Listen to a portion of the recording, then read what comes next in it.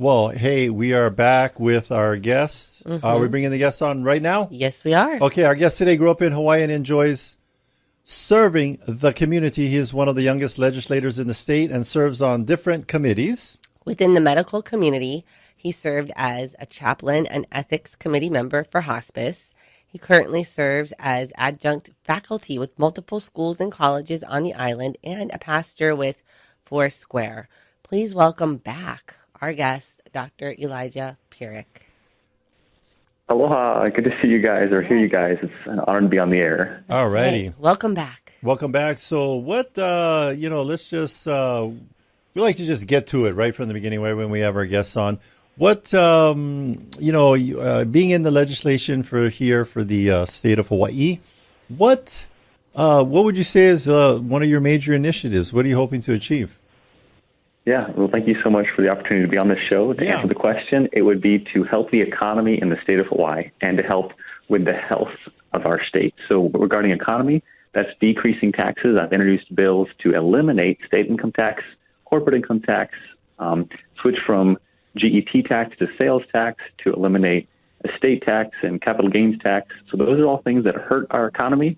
I think our budget is too big, about $22 billion. So I also advocate for our budget to be decreased. I love those initiatives. This GET. Yeah, no. As a business person, Yes. we're all like, yay! If I was, the status quo of the state and all that, I'd be like, boo. So how do you, I mean, that's how do you find a balance? How do you, I know that these things that you're proposing are like swimming upstream. So what's your strategy to try and get some of this stuff to get through the legislative house? Yeah, to make the change. That's a great question.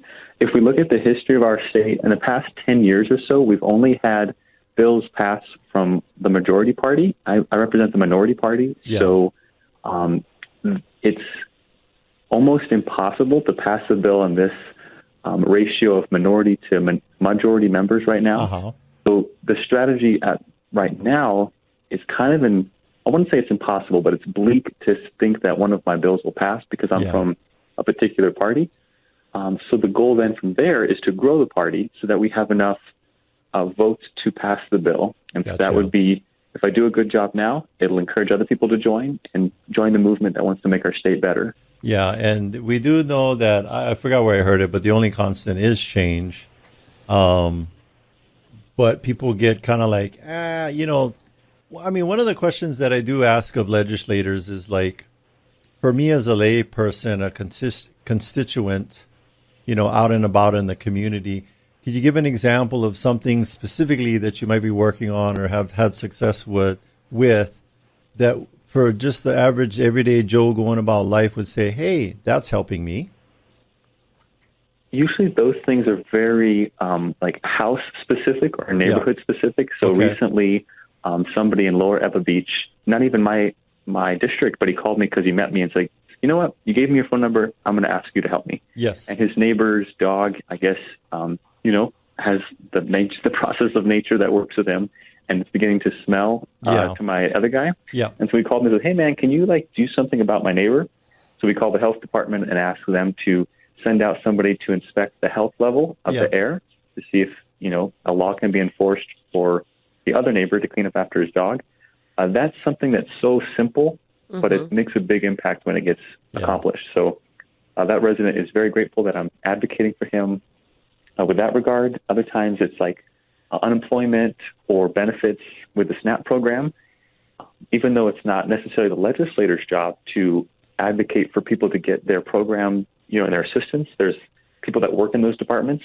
I can act as a networker to get the constituent to the right director, to get his benefits to him. Gotcha. Awesome. Well, I love that how you're like, the response isn't like, oh, you're not my district or that's not my job. Yeah. You just are resourceful and you figure out a way to be helpful. And serve people. And and just be a servant leadership there. Now, I think it was like on a TikTok that I had seen. I know that you visit other areas of our country and have some comparisons as far as like the size and how budget is spent. Let's talk a little bit about that, because I was shocked by some of these stats that you're sharing. Give us this comparative knowledge that you've learned. Yeah, so out of the 50 states, we're ranked as to our salaries as legislators. The state that gets the most salaries is New York. I think those legislators get like $140-something thousand a year.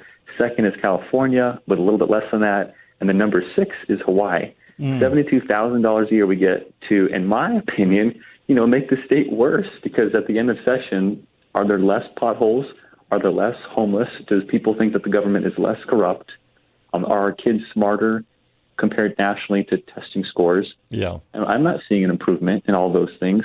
We are passing initiatives to get to that goal, but as far as the felt perception of the community, I don't think we're improving. And so we're getting paid $72,000 a year, in my opinion, not to fix the problem, but to allow it to continue. And so I've advocated for representatives to be volunteers in the state of Hawaii.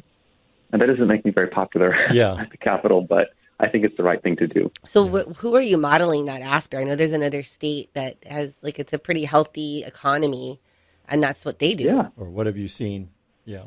Yeah, there's other states, usually they're the red states, that they make only like $18,000 a year, or they make $20 a day. The lieutenant governor of Texas makes $1 a day.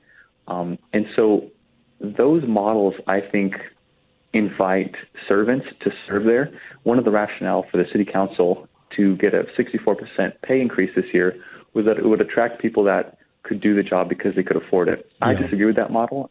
When I took this job at the Legislator, I took a pay cut, not because, of the money, because there's a decrease in pay, but it's because of a calling that I want to serve the community. Yeah.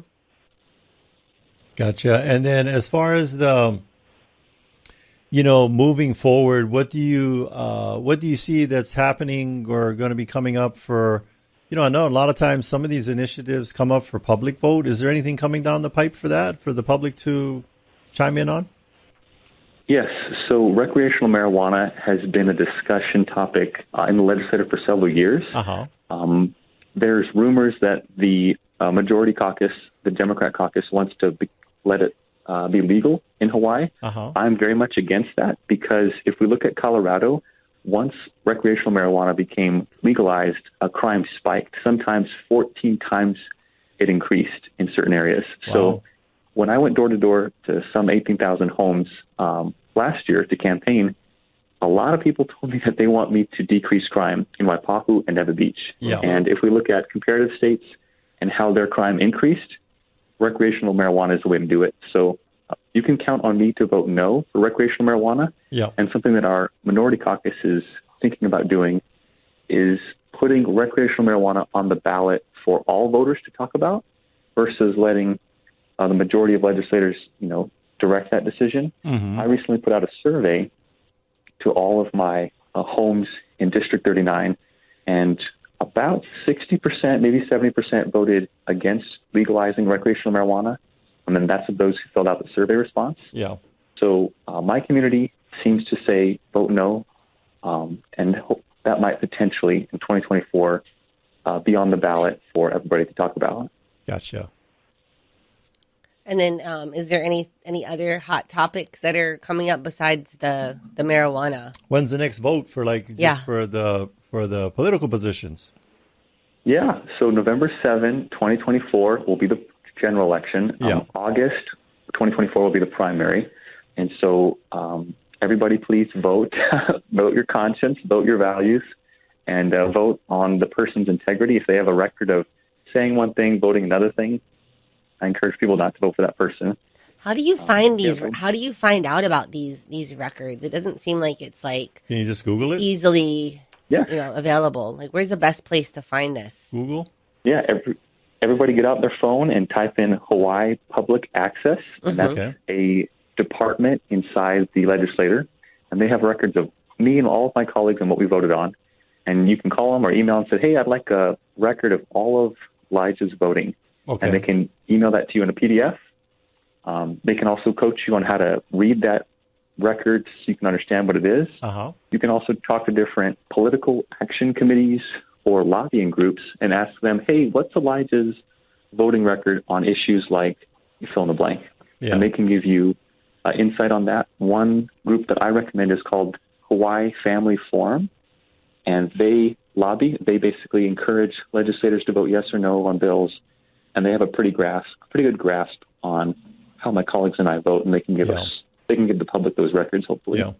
Let's do more voter education, because I think that's, with our low voter turnout, I think a lot of it stems from people's lack of understanding of the process. Mm-hmm. It's something that as a country we've been fighting for a long time, and have won the right to vote for, different parts of our country. And finally, I could be wrong, but my understanding is the people that are not allowed to vote is if you've been incarcerated. I think. Is that forever, or is there a certain time where that goes away, where they are allowed to vote? Yeah.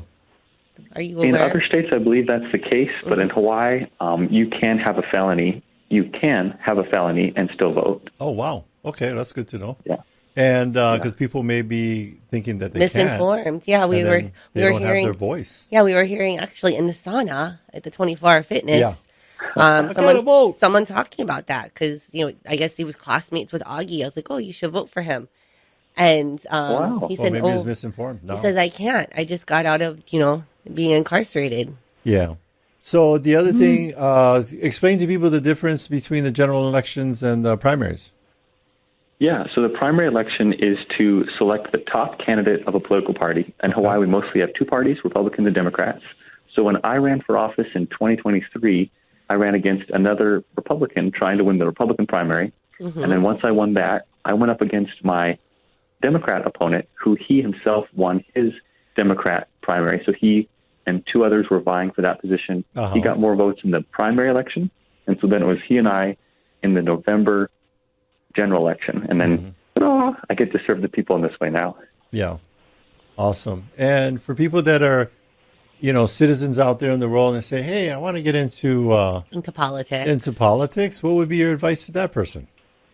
I would first ask them, why do you want to serve the community in that way? Uh-huh. And if they start out with some rant about, everybody's corrupt and I'm the only one that has integrity and everybody's just wrong except me, I'd question the motivation there. There are people that are corrupt that probably should be in prison right now who are serving in government, but there's also good people. And so we shouldn't broad brush the entire system as bad. I would hope that the person who's wanting to run for office has a servant mindset of wanting to help people, wanting to improve systems, and wanting to advocate for everybody. Those people, I would say, press on and learn more about how to run for office by first becoming a registered voter and then becoming a candidate. You can go to Pearl City and file the paperwork at the Office of Elections there. Uh-huh. And then it's a pretty simple process. You just have to get about 15 people to say, you know what, I think you should be our next representative or our next senator or what have you. And they sign your nomination form. And then, boom, you're a candidate. And then there's different groups out there that once they hear you're a candidate, they're going to try to help you win. Yeah. And those are good groups. You guys have a time during the month where people can come down and it's like an open door and they can come visit and chat with you? Anybody is welcome to talk to me,